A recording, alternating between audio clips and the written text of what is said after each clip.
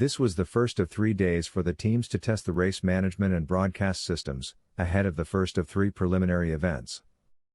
The 2 AC40s were in one design configuration but with a broadcast TV communications dome at top of their masts.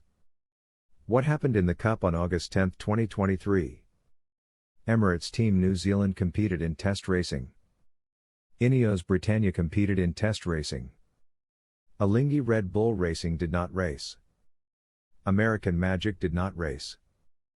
Luna Rossa did not race. No further news from the Orient Express team, formerly K Challenge. As mentioned, 3 days that have been allocated for testing the race management system, the RMS, and various other components used for the preliminary events in Villanova in mid-September, and Jeddah, in November. The main purpose of the last few days has been the installation, and then getting the RMS system all up and running. So that's everything from cameras to communication to protest buttons, all of that, explained ETNZ's Blair Tuke. We're only a small part, just testing as the sailors on board the boat.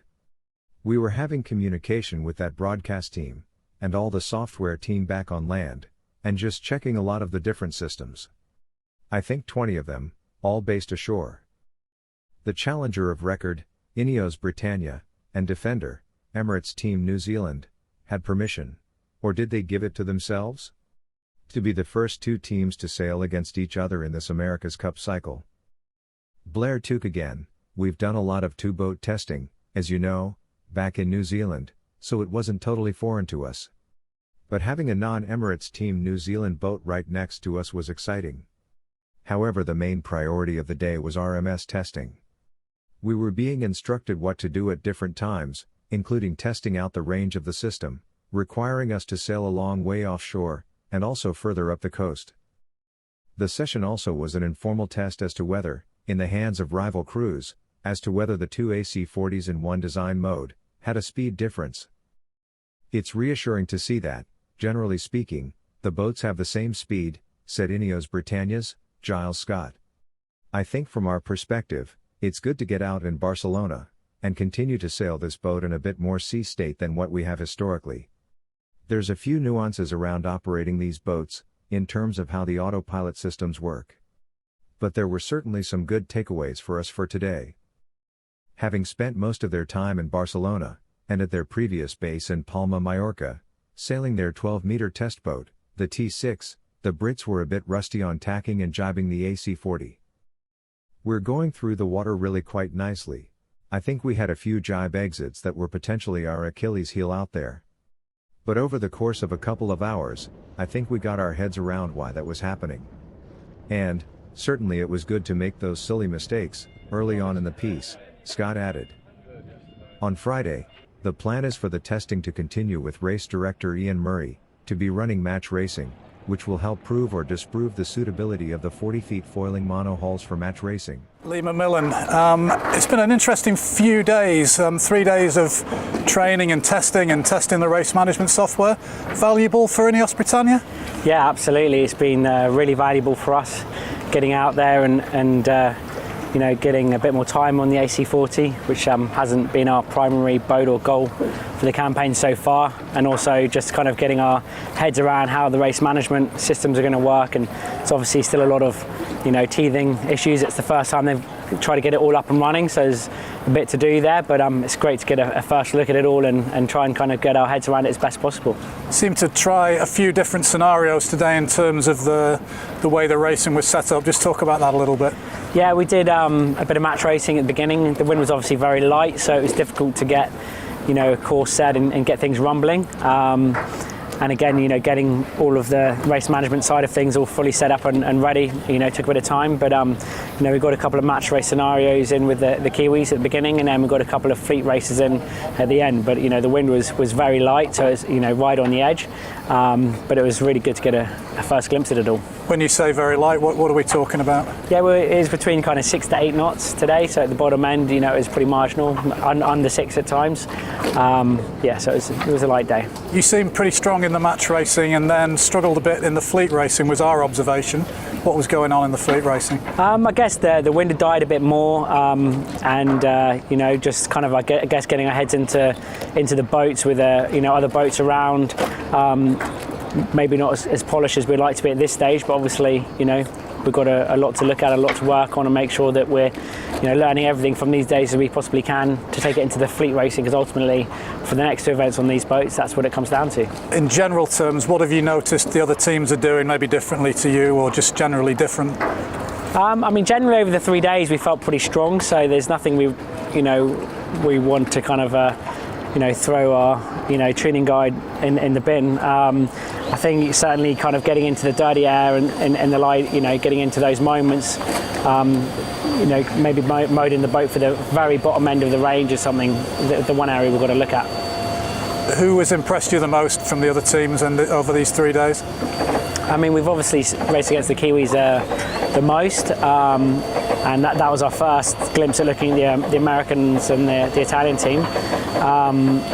So it's hard to really comment. I think you know, everyone had their moment, so yeah, no one's really standing out at this point. It seemed obvious today that, and over the 3 days, that crisp boat handling is absolutely essential in any one design fleet, but more so in a foiling fleet.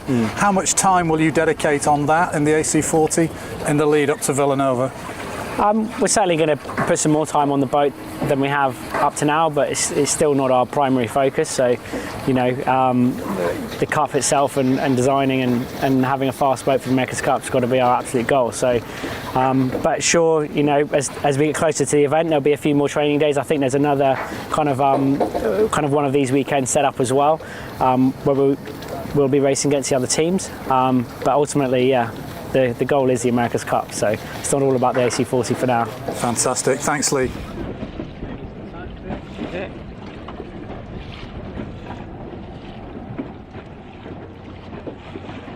Jimmy Spithill, you were helming on starboard today, the Italian AC40. It looked like a good day for you. You looked pretty slick out on the racecourse when you were match racing. You guys invented the dual helmsman thing. Do you think that helped today and over the last couple of days? I think all of the teams now have invested a significant amount of time in the dual helm role, and actually, I mean, for ourselves, we don't have a two boat program, AC40 program, so we're kind of used to racing a chase boat, so it was actually a fantastic couple of days for us just to be around some other boats for once.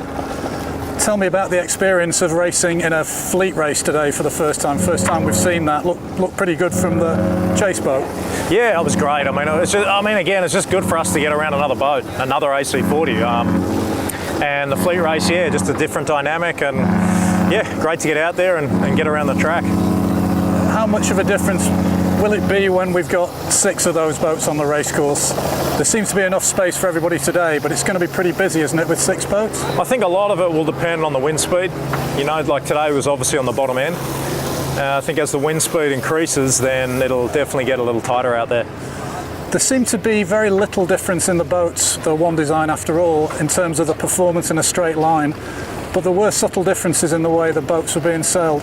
What do you think you guys were doing particularly well today? Because you seem very strong whenever we saw you. I think it was one of those days where everyone had some good moments and some bad moments. And again, until you really get around some other boats, you know, there's a lot to learn. Just a little technique differences, really watching what the others are doing.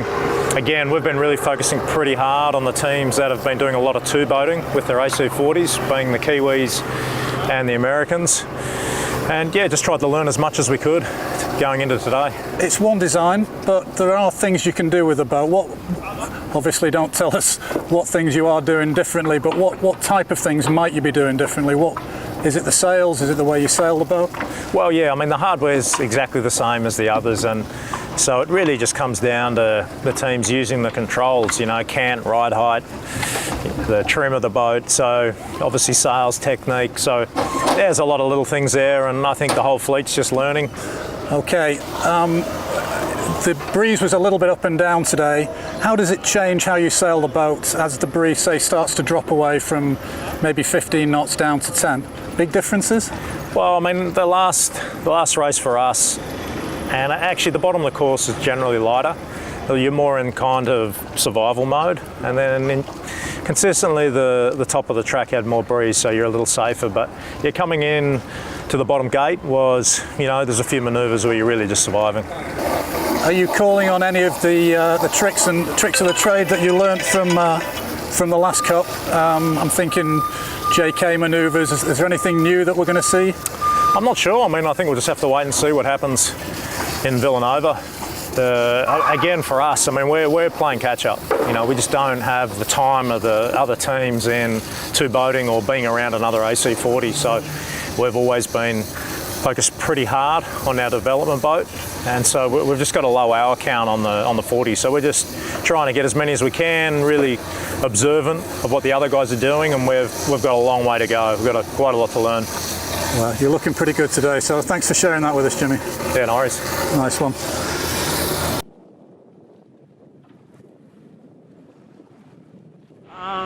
Well, we entered at the beginning of 2022, so I feel like we've been racing ever since then.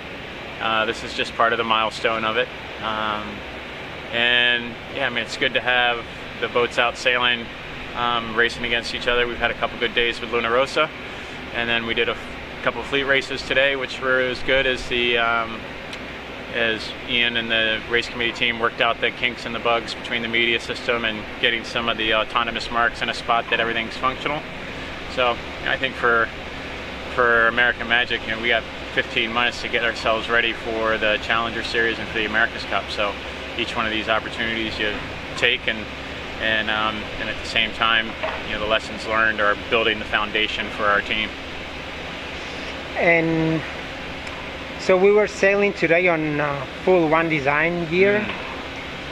It seems like that made a difference in the light air in terms of getting on the foils. Would you agree on that, or? Yeah, the boats are, for what they are, the boats are reasonably good. The boats are One Design, and everybody has to deal with the same thing, and it's the One Design equipment. I think what's great to see is the different styles and the different techniques that all the teams race with, and yet everybody gets a similar performance out of the boat. So there's a lot to learn there, and the goal remains to win the America's Cup in an AC75 and not an AC40. And yet it's a great little platform to provide good One Design racing. So surely there must be differences on this One Design sails and the sails you're able to develop so far. Yeah, the One Design sails, I think they've worked very hard to streamline the operation and make everything as identical as it possibly can be. It's always amazing when you lay two identical triangles down on the floor, how they still come out different.